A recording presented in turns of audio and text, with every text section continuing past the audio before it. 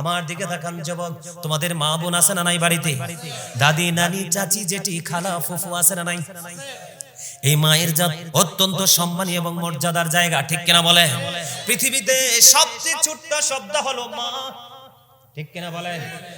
এর চাইতে একটু বড় হলো বাবা, কারণ বা দুইবার এক হয়েছে, ঠিক কিনা বলেন? পৃথিবীর মধ্যে সবচেয়ে ছোট্ট শব্দ হলো বাবা মা, এবং পৃথিবীতে শ্রেষ্ঠ আমার রাসূলের পরে আপনার আমার কাছে ও বন্ধু দুনিয়ার মধ্যে যদিও শব্দটা ছোট, কিন্তু সবচেয়ে সম্মানী শব্দ হলো এই মা। কথা বলেন না কেন বন্ধুরে আমার? আপনি আমি আমরা কেউ চাইবো না আমাদের মারা কষ্ট পাক। কথা বলেন না কেন? যুবক রে, আজকে তোমরা আলোচনা শুনে যাও, কারণ আমি যখন ছোট্ট ছিলাম এইভাবে তোমাদের মতো ও বন্ধু মিথ্যে কথা বলছি না, বানিয়ে বলছি না, অতিরিক্ত বলছি না। আমিও কিন্তু এইভাবে বসে বসে শুনে শুনে আজকে এই জায়গায় আসছি। যখন এখানে বসে বসে শুনতাম, যেখানে মাহফিল হতো সবার আগে বন্ধু আমি চলে যেতাম, সবার আগে হুজুর চেয়ারের বরাবর বসতাম। হুজুর যদি দুরূদ পড়ে তার সাথে সাথে স্বর মিলিয়ে আমি দুরূদ পড়বো। পড়তে পড়তে পড়তে পড়তে আজকে পড়ানোর জায়গায় মালিক নিয়ে আসলো। কথা বলেন না কেন? আমি যুবক তোমাদেরকে বলি, হুজুরা যখন ওয়াজ করতো, যে হাদিসটা যে আলোচনাটা আমার কাছে বেশি মজা হতো, পৃথিবীর কাউকে যদি আমি না বলেছি, বাড়ি গিয়ে সবার আগে মাকে শোনাইতাম। জোরে বলেন না সুবহানাল্লাহ। আজকে আমি তোমাদেরকে বলে দেই যুবক, হৃদয় খুলে শোনো রে যুবক, তুমি তোমার মাকে গিয়ে আজকে গুড নিউজটা দিবা। আমার রাসূল জানিয়ে দিয়েছেন, রাসূলের আহলে বাইতের অন্যতম সদস্য মা খাতুনে জান্নাত ফাতেমা। আমার রাসূল বলে দিয়েছেন, ফাতেমা তো সাইয়্যিদাহু নিসাই আহলিল জান্নাহ। আমার রাসূল বলেছেন, mother Fatema is the leader of females in Jannah. আমার রাসূল বলে দিয়েছে, ও বড়ুরা সন্ডিমুরা, এই গ্রামের নাম কি? জয়কামতা। এই জয়কামতা গ্রামের আমার মা। আমি আমার বোনদেরকে ডেকে ডেকে বলছি গো, আজকে ঘুমিও না, হৃদয়ের জানালা খুলে তোমরা শোনো। আমার রাসূল বলে গেছে, মা বোনেরা যারা ও বন্ধু সত্যিকারের ইমানদার হবে, মুমিনা হবে, আমার রাসূল বলেছে, ও বন্ধু এই সন্ডিপুরা জয়কামতা নেই, এই জয়কামতা আমরা তলি জয়কামতা গ্রামের আমার মা বোনদেরকে বলছি, এবং মিডিয়ার মাধ্যমে যারা শুনবে তাদেরকে উদারত আহ্বান জানাচ্ছি, পৃথিবীর সব মানুষ যদি তোমার বিপক্ষে চলে যায়, তোমার কোনো ভয় নেই।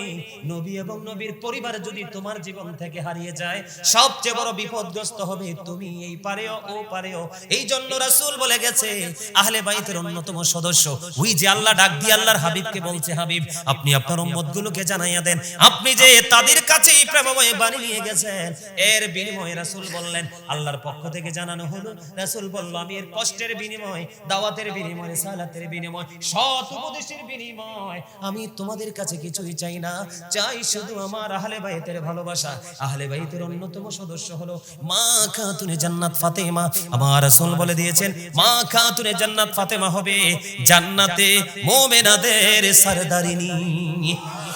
জোরে জোরে কন্যা সুবহানাল্লাহ। তাহলে আপনি যদি আজকে মাকে গিয়ে বলেন, মা গো, গাজী সুলাইমান আল কাদরি এসে বলে গেছে, মা খাতুনে জান্নাত ফাতেমাকে ফলো করো, ওনার মতো তোমার লাইফ স্টাইলটাকে করে ফেলো, তোমার নাকি জান্নাতে রিসিভ করবে নবীজির প্রিয় কন্যা মা ফাতেমা। তাহলে সেই আহলে বাইতকে ভালোবাসার দরকার আছে না নাই বন্ধু? ও বন্ধু, হৃদয় খুলে শোনো গো, মা ফাতেমার বিয়ে হলো কার সাথে? হযরতে আলী, ইসলামের চতুর্থ খলিফা। মা আয়েশা সিদ্দিকা রাদিয়াল্লাহু তাআলা আনহা থেকে হাদিস কানা বর্ণিত, আমার আপনার প্রাণের রাসূল ও বন্ধু অত্যন্ত চমৎকার হাদিস বর্ণনা করেছেন। বন্ধুরে আমার, আবু বকর এবং আলী যখন এক জায়গায় বসতো, আমার মা খাতুনে জান্নাত ফাতেমা এমন স্বামী পেয়েছে রে, আমাদের জন্য বড় নেয়ামত বন্ধু। যখন হযরতে আবু বকর এবং হযরতে আলী যখন একটা জায়গায় দাঁড়াতো অথবা বসতো, হযরতে আলীর চেহারার দিকে তাকায়া থাকতো আবু বকর। একদিন আবু বকরের কন্যা মা আয়েশা প্রশ্ন করলেন, বাবা, বাবা গো, আমার জানতে বড় মনে চায় গো বাবা। কি জানতে মনে চায়? বাবা, আমার জানতে বড় মনে চায়, তোমরা যখন একই জায়গায় হও গো, তখন তুমি প্রেমময় নজরে তাকিয়ে দেখো হযরতে আলীর দিকে, বাবা, আলীর মধ্যে কি আছে গো? এবার আবু বকর ডাক দিয়ে বললেন, আয়েশা, আয়েশা রে, হযরতে আলীর চেহারার দিকে তাকিয়ে থাকা ইবাদত। বাবা, এই কথা কে বলেছে? এই কথা বলেছে আমার প্রাণের নবীজি। জোরে জোরে বলেন না।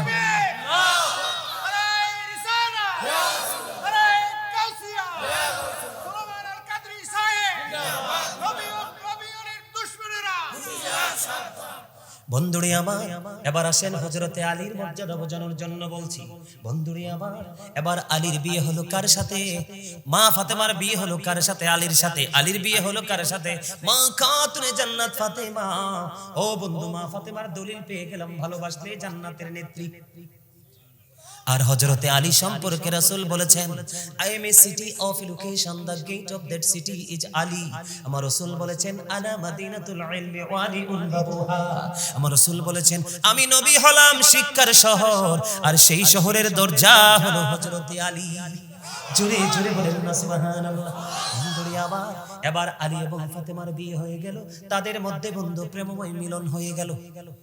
তাদের মধ্য থেকে ফুটন্ত গোলাপের মতো দুইটা নূরানী সন্তান পৃথিবীতে আসলো। একজন হলো হযরত ইমাম হাসান, আরেকজন হলো হুসাইন রাদিয়াল্লাহু তাআলা আনহু। আমার রাসূল বলেছেন, Imam Hasan and Husain to my flower in the world. আমার রাসূল বলে দিয়েছেন, ইমাম হাসান হুসাইন দুই ভাই, দুনিয়ায় আমার দুইটা ফুল। জোরে আমার রাসূল তোমাদের জন্য গুড নিউজ দিয়েছে। কেন তুমি আহলে বাইতকে ভালোবাসবা? নবীর পরিবারকে তুমি কেন ভালোবাসবে, এটা তো জানার দরকার। আমার রাসূল বলে দিয়েছেন, আল হাসান ওয়াল হুসাইন সাইয়্যিদা শাবাবি আহলিল জান্নাহ।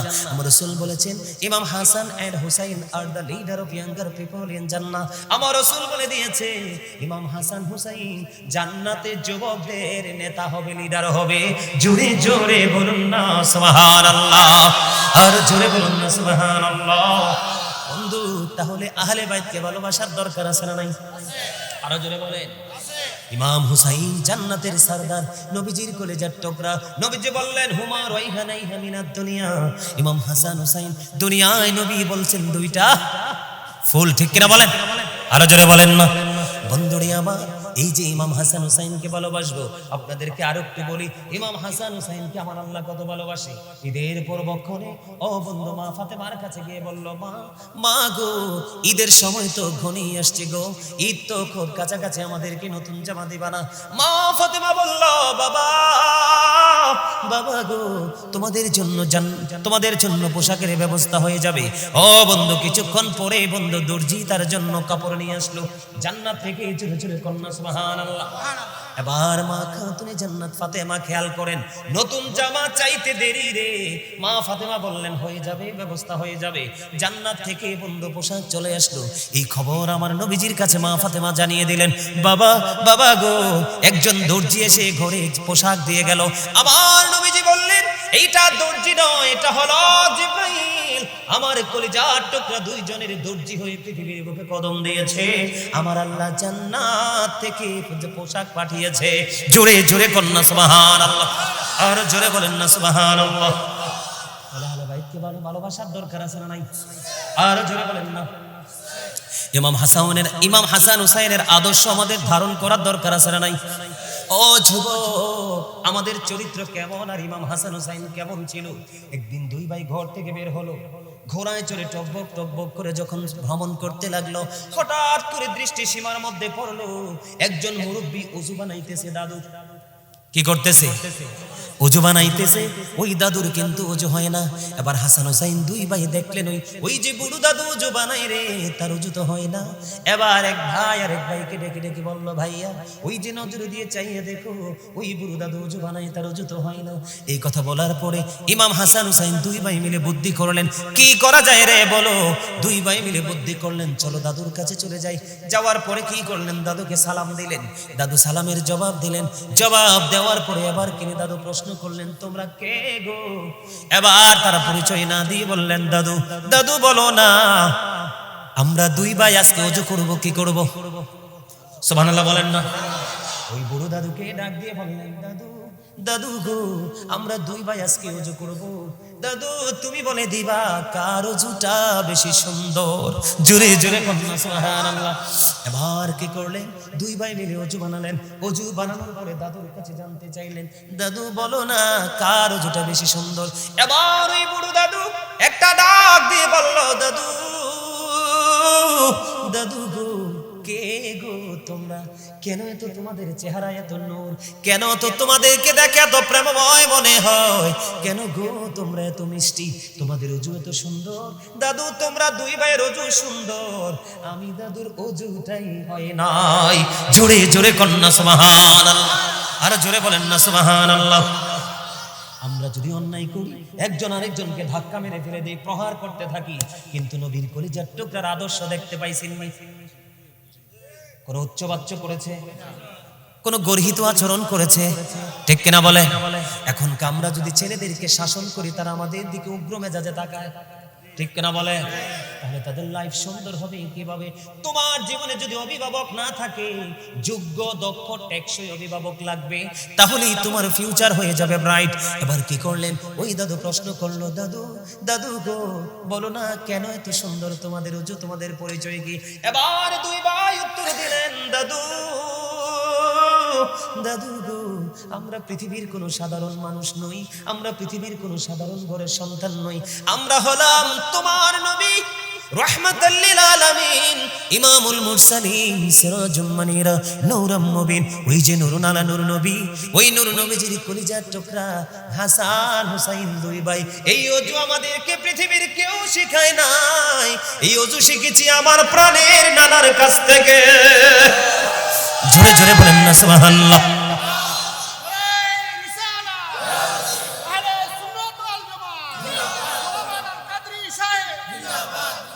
আমি তোমাদেরকে হুসাইনের, হাসান হুসাইনের মর্যাদা বোঝানোর জন্য বলছি। এক্সাম্পল দিয়ে আমি কারবালার ময়দানে ঢুকবো, তোমাদেরকে বুঝাইতে চাই যুবক, ইমাম হাসান হুসাইনের কাছে, আমার আল্লাহর কাছে তারা কত পছন্দের। পছন্দের যদি না হতো, ওই হাবিবকে ডাক দিত না, ঠিক কিনা? আল্লাহর বন্ধুকে ডাক দিয়েছে, হাবিব আপনি যে রিসালাতের বাণী নিয়ে গেছেন, রিসালাত দিয়ে গেছেন, সত্যের উপদেশ দিচ্ছেন, এই যে কষ্ট ত্যাগ স্বীকার করেছেন, এর বিনিময়ে আপনি কিছুই চান না, উম্মতগুলোকে জানিয়ে দেন আমি চাই শুধু আমার আহলে বাইতের ভালোবাসা। আল্লাহ যদি ভালো না বাসতো, আল্লাহর হাবিবকে কিন্তু তো প্রেমময় নির্দেশ দিতেন না, ঠিক কিনা বলেন? যুবক হৃদয় খুলে শোনো রে বন্ধু, বিরক্ত হইও না, বিরক্ত হইও না, কিছুর মধ্যে আলোচনা শেষ করে দিচ্ছি। যুবক রে হৃদয় খুলে শোনো, একদিন এক গ্রাম্য লোক, আমাদের এলাকার মধ্যে অনেক গ্রামের মানুষ নতুন আম গাছে আম ধরলে নিয়ত করে যে হুজুরকে একটা দিব। গাভী যদি বাচ্চা দেয়, প্রথম যদি দুধ দহন করে কয় আমাদের হুজুর কি ইমাম সাহেবকে একটু খাওয়াবো, খাওয়াই কিনা? এটা বাস্তব কথা না? মাঠে যদি সুন্দর সোনালী ফসল ফলে, তখন নিয়ত করে আমাদের হুজুরের বাড়িতে কিছু চাল দিব। এক্সাম্পল রে, আমি মুন্সিগঞ্জে গেলাম বন্ধু আজে, গত বছরের আগের বছর। এখন আমার যে বাড়িতে বসেছিলাম, ওই বাড়ি থেকে স্টেজে যাওয়ার মাঝখানে একটা আলু ক্ষেত আছে। রোজার একেবারে কাছাকাছি সময়ে গিয়েছিলাম, যখন বন্ধু ওই আলু ক্ষেতের উপর দিয়ে কদম দিয়ে যখন গেলাম, ওই আলু বাগানের যে চাষ করেছিলেন, ওই চাষি ডেকে ডেকে এসে বললে, হুজুর আমি আপনাকে এত ভালোবাসি গো, আমার একটা অনুরোধ আজকে আপনাকে রাখতে হবে। আমি বললাম কি অনুরোধ? হুজুর আমার এই জমিনে এত আলু হয়েছে গো হুজুর, আমি খুশি হব আপনি যদি আমার এই জমিন থেকে কিছু আলু নিয়ে যান। বন্ধু আমার গাড়ির পিছনে এক বস্তা আলু তুলে দিয়েছিলেন, আমিও তার ভালোবাসাকে শ্রদ্ধা করেছি, হৃদয় থেকে গ্রহণ করেছি। ওই রমজান মাসে আমি যতগুলো আলুর চপ বা বোর্ডের সাথে ইউজ করেছি, আগে ওর ক্ষেতের আলুগুলো আমি ভক্ষণ করেছি। কেন না, আমি যদি না খাই আবার আল্লাহ তো দেখে, তার ভালোবাসাকে একেবারে অবমূল্যায়ন করা হবে, ঠিক কিনা বলেন? এই বাস্তব উদাহরণ আছে না নাই? আমাদের দেশে আছে না? আপনারা মনে রাখবেন, পৃথিবীর কোন দেশে বন্ধু এই বাংলাদেশে আলেমদেরকে মানুষ যত বেশি ভালোবাসে, যত বেশি মূল্যায়ন করে, যত বেশি মর্যাদা দেয়, পৃথিবীর কোন দেশে আলেমদেরকে কেউ এত ভালোবাসে না। আমার একজন ভক্ত বন্ধু সৌদি আরব থেকে আসলো, আসার পরে বলল, হুজুর আমার মন বলে, এটা কিন্তু তার ব্যক্তিগত মনের কথা, এটা তার আবেগের কথা, হুজুর আমার মনে হয় নবীর প্রতি যে ভালোবাসা বাংলাদেশের মানুষের, পৃথিবীর সব দেশের মানুষের আগে বাংলাদেশের মানুষ আগে নবীকে হাসরের ময়দানে খুঁজে পাবে। আর জোরে কান্না সুবহানাল্লাহ। একজন বাঙালি প্র্যাকটিক্যালি আমার সাথে, বন্ধুরে আমার, একজন গ্রাম্য লোক মনে মনে নিয়ত করলো, আমি রাসূলের দরবারে একটা হরিণ উপহার দিব। যেমন কথা তেমন কাজ, তিনি কি করলেন? একটা বাচ্চা হরিণী ধরে নিয়ে আসলেন, বাচ্চা হরিণী ধরে নিয়ে আসলেন, রাসূলের কাছে দিলেন। এবার বন্ধু হযরতে হাসান রাদিয়াল্লাহু তাআলা আনহুকে হরিণীর বাচ্চাটা দিয়ে দেওয়া হলো। এই দিয়ে দেওয়ার সময় হঠাৎ করে নজর দিয়ে চাইয়া দেখলেন ইমাম হুসাইন যে ভাইয়াকে হরিণীর বাচ্চাটা দিয়ে দিল। এবার ইমাম হুসাইন দৌড়ে ছুটে আসলো। বন্ধু দেখবেন আমাদের বাংলাদেশের মধ্যে এই রীতিটা এখনো আছে।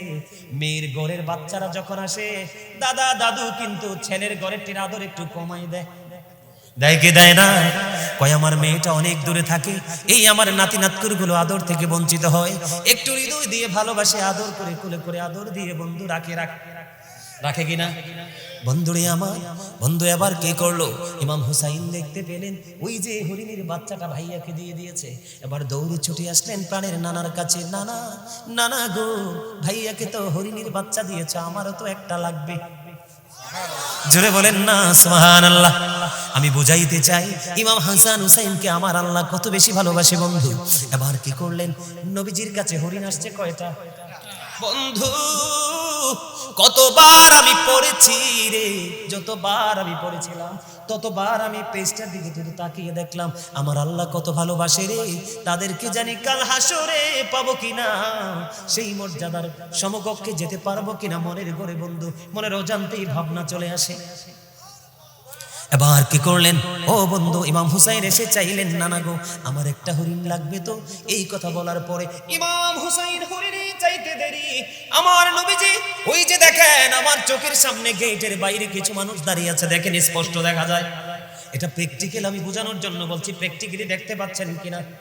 ঠিক আমার নবীজি ও বন্ধু সুন্দর করে নিবিড় ভাবে দেখায় দেখলেন দুইটা হরিণ দৌড়ে নবীজির দিকে ছুটে আসছে। এবার এসে বন্ধু একটা হরিণের বাচ্চা, আরেকটা হলো বড় হরিণ।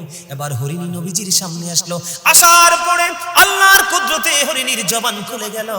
ওই হরিণীর জবান যখন খুলে গেল বন্ধু, এবার নবীজির কদমে সালাম দিয়ে দিলেন, ইয়া রাসূলুল্লাহ, ইয়া হাবিবাল্লাহ, নবী গো আপনার কদমে যে হরিণীর বাচ্চাটা দেওয়া হয়েছে, ওই বাচ্চাটার মা আমি গো, আপনার কলিজার টুকরা হাসানকে দেওয়া হয়েছে। ইয়া রাসূলুল্লাহ, আমি মা হয়ে আজকে আমার আরেকটা বাচ্চা আপনার কদমে দিয়ে গেলাম, আপনার ওই কলিজার টুকরাকে দিয়ে দেন।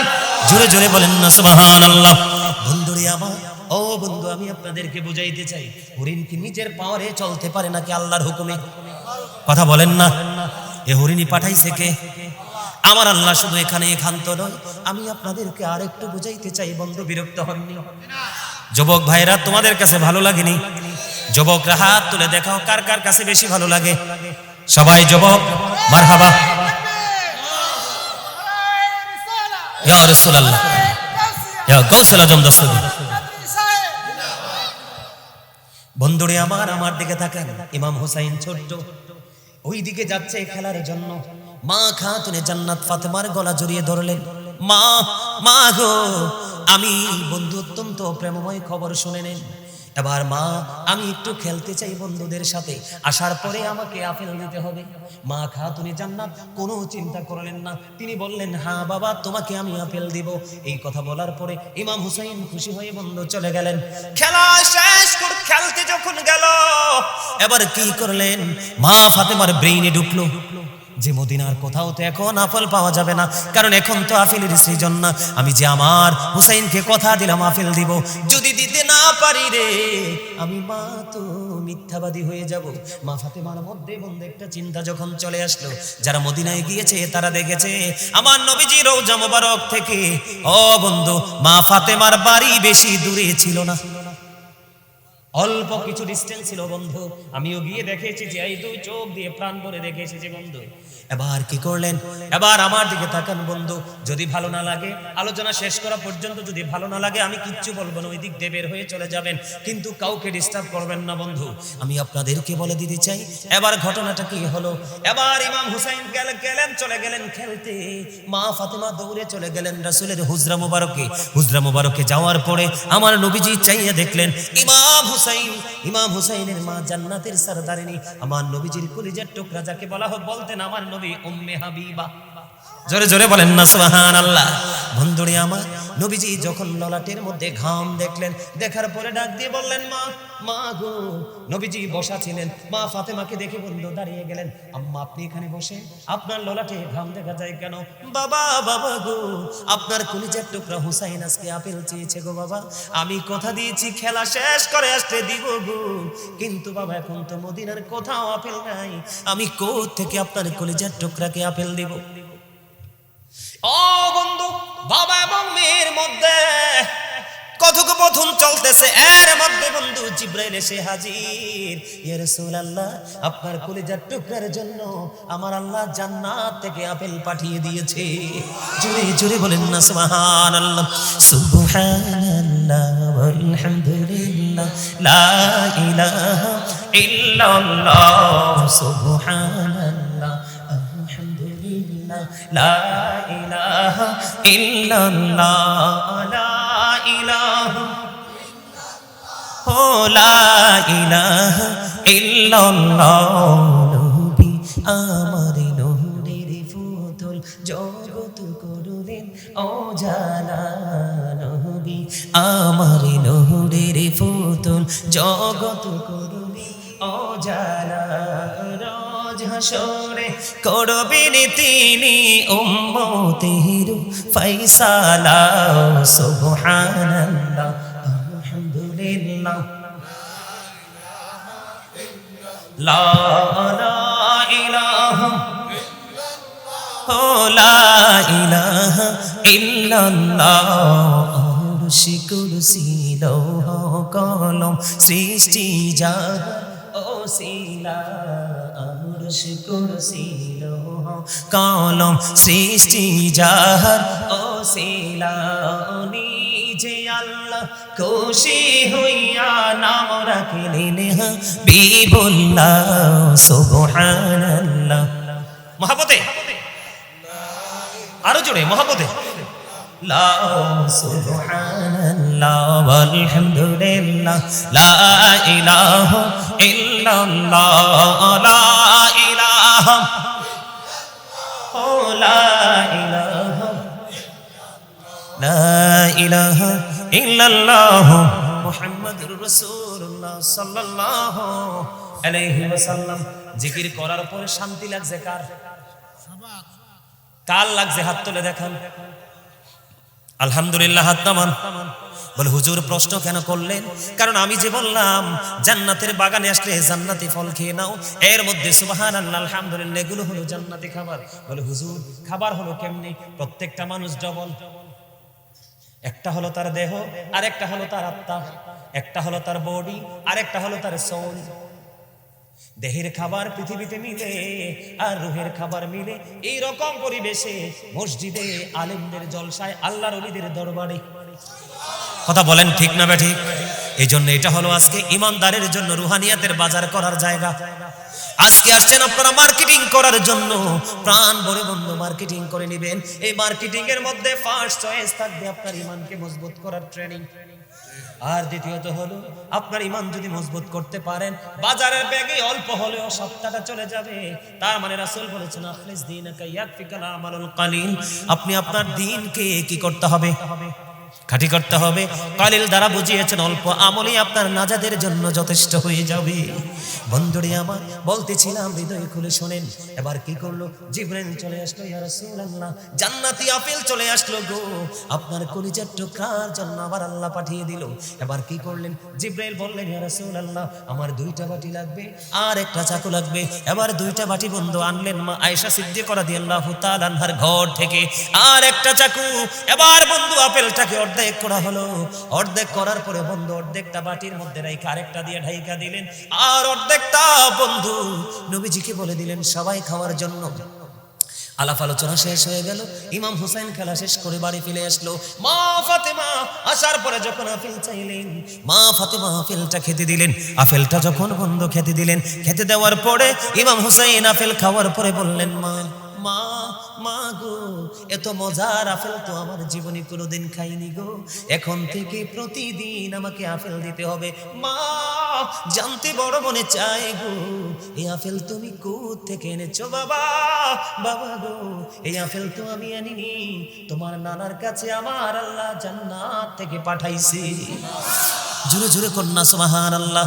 বন্ধু মা ফাতেমার কাছ থেকে যখন শুনলেন তোমার নানার কাছে আপেল এসেছে, তোমার নানা ব্যবস্থা করে দিয়েছে, এই কথা বলার দেরি একটা সেকেন্ড দেরি করলেন না। ইমাম হুসাইন দৌড়ে চলে গেলেন মা খাতুনে জান্নাত ফাতেমার সঙ্গ ছেড়ে। এবার নানার কাছে বলেন, নানা নানা গো, আজ থেকে প্রতিদিন আমাকে আপেল দিতে হবে, এমন আপেল তোমার জীবনে আর কোনোদিন খাইনি। আমার নবীজি বললেন, নানা গো ব্যবস্থা হয়ে যাবে, যাও। এবার বন্ধু চলে গেলেন, কিন্তু রহস্য হলো কোথায়? ওই যে বাটির মধ্যে অর্ধেক আপেল জমা। বন্ধুরে আমার, প্রতিদিন একবার করে সরাইতে হবে এই বাটিটা। মা ফাতেমা নিয়ে রেখে দিলেন, দিন চলে গেল, রাত পাড়িয়ে গেল। পরের দিন যখন হলো, ও বন্ধু বাটি সরাইয়া দেখে ওই আপেলটা পুরোপুরি আস্থা হয়ে আছে। জোরে জোরে কন্যা সুবহানাল্লাহ। আপেলটা আস্থা হয়ে গেছে, কিন্তু জিবরাইলের কথা হলো এই আপেল কিন্তু পুরোটা খাওয়া যাবে না। ঠিক যেইভাবে দেখিয়েছেন এমনি ভাবে প্রতিদিন অর্ধেকটা আপেল কেটে সবাই মিলে খাবেন, আর বাকি অর্ধেকটা আপনারা বাটি দিয়ে ঢাইকে রেখে দিবেন। বন্ধুরে আমার, মা ফাতেমা আজকে খাইলেন আপেল কিন্তু একটাই, গতকালকে স্বাদ ছিল একটা, আজকের স্বাদ হয়ে গেল বন্ধু ভিন্ন রকম। আবার কি করলেন, মা ফাতেমা আবার ঢাইকা রেখে দিলেন। ঢাইকা যখন রেখে দিলেন, রেখে দেওয়ার পরে পরের দিন আবার ঢাকনা সরালেন।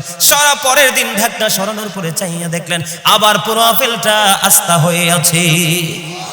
বন্ধুরে আমার, এমনি করে করে কিতাব প্রমাণ করেছে 2 বছর পর্যন্ত যখন ঢাকনা সরাইতো, ঢাকনা সরানোর পরে চাইয়া দেখতো ওই আপেলটা পুরো আস্থা হয়ে গেছে। অর্ধেকটা কেটে কেটে খাইছে, প্রতিদিন ভিন্ন ভিন্ন স্বাদ। 2 বছর পরে আল্লাহর রহমতে, আল্লাহর কুদরতে আপেলটা অদৃশ্য হয়ে যায়। জোরে জোরে কন্যা সুবহানাল্লাহ। বন্ধুরে আমার, দেখছেন নি, চাইতে দেরি চাইছে কোথায়? জমিনে, মায়ের কাছে। কোথায়? আর আপেল পাঠাইছে আমার আল্লাহ জান্নাত থেকে। আর আপনি আমি ঘরের বাচ্চাকে টাকা দিয়ে দিলেও ভালো জিনিস আনতে পারে না। কথা বলেন না কেন? আছে না নাই? তাহলে ইমাম হুসাইনের দাম আছে না নাই? মর্যাদা আছে না নাই? তাহলে তাদের সাথে প্রেমের ডুরি লাগানোর দরকার আছে না নাই? বন্ধু, এখানে এই শুধু খামটা নয় রে, আমার দিকে বন্ধু তাকান। ইমাম হাসান হুসাইন 2 ভাই হাতের লেখা লিখলেন। হাতের লেখা লেখার পরে ও বন্ধু রাসূলের কাছে গেলেন, নানা গো বলে দাও না কার লেখা বেশি সুন্দর। আমার নবীজি পাঠাই দিলেন, তোমার বাবার কাছে চলে যাও। কার কাছে? হযরতে আলীর কাছে। আবার আলীর কাছে চলে আসলেন, বাবাকে বলে দাও না কার হাতের লেখাটা বেশি সুন্দর। এবার হযরতে আলী একটা ডাক দিয়ে বললেন, বাবা বাবা গো, চলে যাও তোমার মায়ের কাছে, যিনি জান্নাতের সরদারিনী।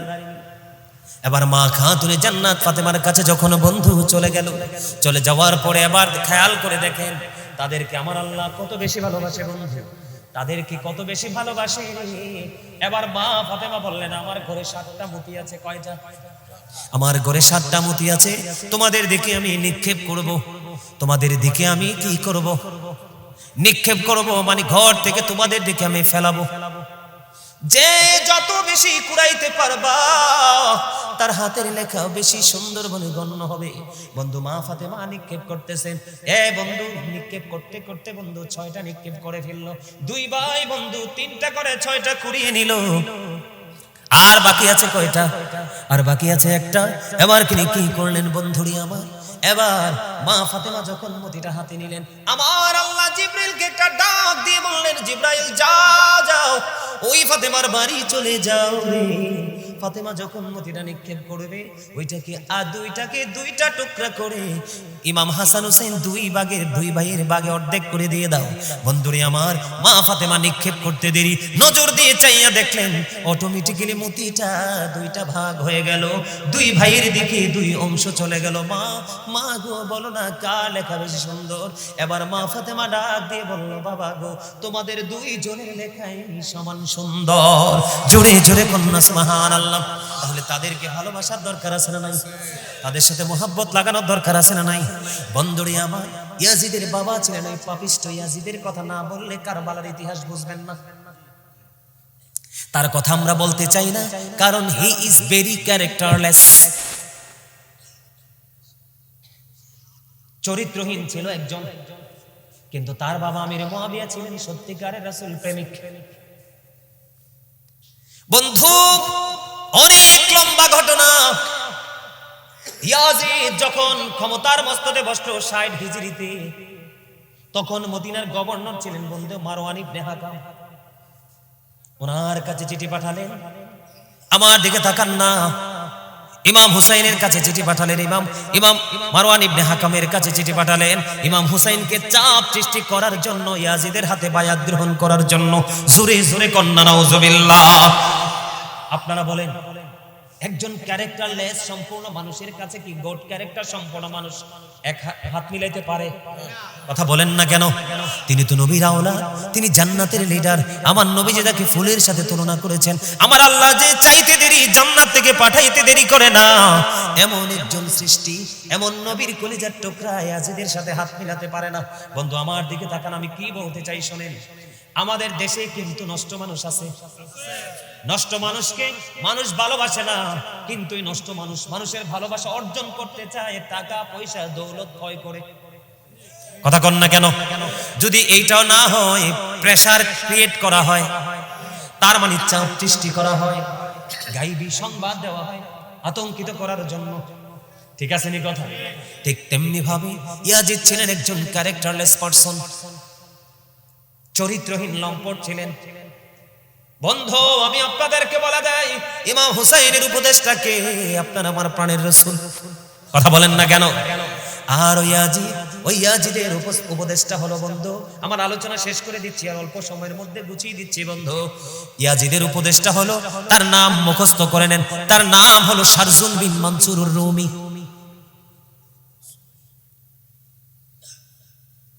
তোমাদেরকে বলছিলাম কথা বলো না, কথা বলবা? আরো জোরে বলবা কথা? কি করবা? চুপ। ঠিক আছে? কারণ এতক্ষণ ধৈর্য ধরেছো, আর একটু ধৈর্য ধরো। আমি আবারও বলছি, আপনাদের মধ্যে যদি কোনো বিরক্তি বা ক্লান্তি বা প্রতিকূলতা সৃষ্টি হয় মানসিক ভাবে, তাহলে ওই যে অনেকে দেখেন না বের হয়ে যাচ্ছে না, গিয়ে একটু হাঁটাহাঁটি দিয়ে আসবেন, কিন্তু কানটা রাখবেন ওয়াজের দিকে যদি শেখার ইচ্ছা থাকে। আর যদি বলে না হুজুর মানে মন চাইছে না, তাইলে আমি মনে করি বাড়ি থেকে ঘুমানো বেটার। ঠিক না? কারণ এই একটা মাহফিল অনেক কষ্ট করে। জিজ্ঞেস করেন ওনারা কতদিন ফোন দিয়ে আমার সিরিয়ালটা নিচ্ছে,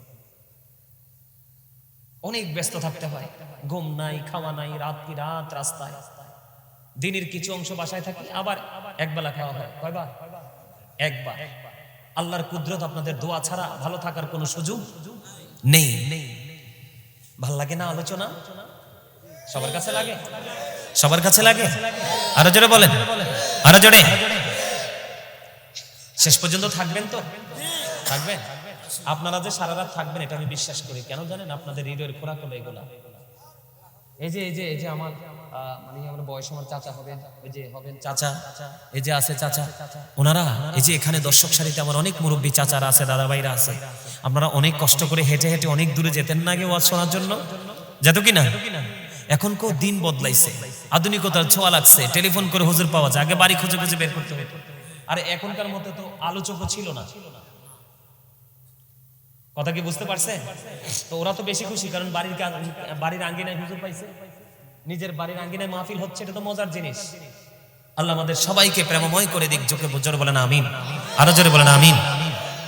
আমার দিকে তাকানো বন্ধু, আমার হুসাইনের উপদেশটা ছিল প্রাণের রাসূল। তিনি কোরআন হাদিসের, কোরআন সুন্নাহর বাইরে ইমাম হুসাইন কোনো কিছু চিন্তা করতেন না। আর ইয়াজিদ, যিনি বন্ধু ইতিহাসকে কলঙ্কিত করেছে, 61 হিজরিতে এক মর্মান্তিক অধ্যায় তৈরি করেছে, ওই ক্যারেক্টারলেস পারসন হলো ইয়াজিদ। ও বন্ধু, ইয়াজিদের উপদেশটা ছিল শারজুল বিন মানসুরুর রুমি। তার নাম হলো শারজুল বিন মানসুরুর রুমি। তিনি ছিলেন একজন ইহুদি। তার কাজ ছিল দিনের বেলা বন্ধু বানর নাচানো। দিনের বেলা সে বানর নাচাতো, আর রাত্র যখন হতো অসভ্য পরিবেশ তৈরি করতো। বুঝেননি? কথা বুঝেননি? মদ, গাঁজা, নেশা, নষ্ট নারী, নাউজুবিল্লাহ বলেন না? আরো জোরে। আমাদের সমাজের মধ্যে, আপনাদের এলাকায় না থাকলেও আমাদের দেশের মধ্যে আছে বন্ধু। বয়স মাইনাসের দিকে চলে গেছে, এখনো আরেকজনের বিবির দিকে কুদৃষ্টিতে তাকায়। নিজের ঘরের মেয়ের মতো আরেকটা মেয়ে রাস্তায় দেখে তার দিকে কোন নজরে তাকায় কি তাকায় না? আছে না নাই? বন্ধুরে আমার, ইয়াজিদের উপদেশটা ছিল এরকম 100% ক্যারেক্টারলেস। কারণ আমার আল্লাহ কোরআনে বলেছে ইন্নাল কাফিরিনা কানু লাকুম আদুওয়াম মুবিনা। আমার আল্লাহ বলেছেন দা হেরিটিক্স আর the eternal enemy of the believers. ইমানদারদের প্রকাশ্য শত্রু হলো বেঈমান কাফেরেরা বন্ধু। আমি আপনাদেরকে বলে দিতে চাই, ইয়াজিদ মানিটাকে একটু বোঝা দরকার, ঠিক কিনা বলেন? ইয়াজিদ মানিটা হলো, ও বন্ধু, ইয়াজিদ মানিটা হলো মুখে ছিল তার ইসলামের কথা আর অন্তরে ছিল ইসলামকে ধ্বংস করার পায়তারা। এখন বাংলাদেশেও এমন কিছু মোল্লা দেখা যায়, ঠিক কিনা বলেন? আছে না নাই? আপনারা বিশেষ করে যুবক ভাই, আমি তোমাদেরকে বলে দিতে চাই, আমি কিন্তু মোবাইলের সাথে বেশি যুক্ত না। আমার সম্পৃক্ততা হলো কিতাবের সাথে। সময় পাইলে শুয়ে হোক বয়ে হোক কিতাব নিয়ে বসে যাই। কিন্তু তোমরা বেশি মোবাইলে দেখো বিতর্কিত বক্তব্য মোল্লারা দেয় কি দেয় না? যেই বক্তব্য শোনার পরে মুরব্বীর একটা